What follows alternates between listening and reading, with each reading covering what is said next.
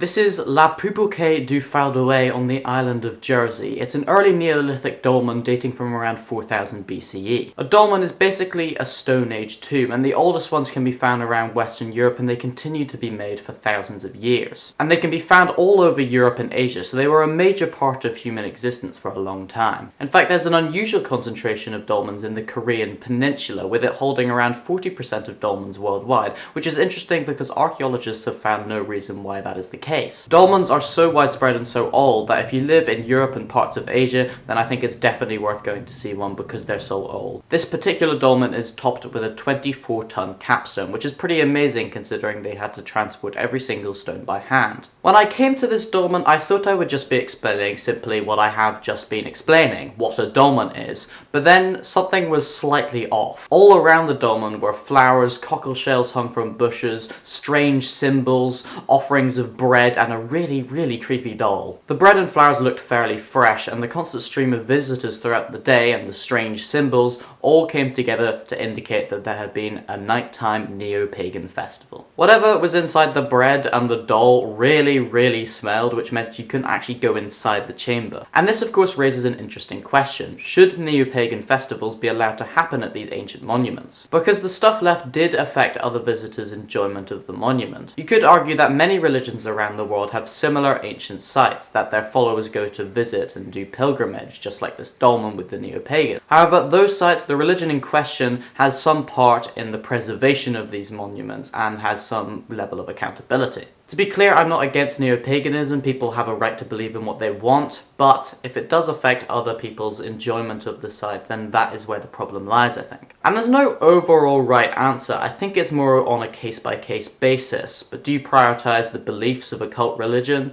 or the preservation of an ancient monument? It's an interesting debate. Anyway, I'll leave it at that. Thanks for watching, like and subscribe, and I'll see you later.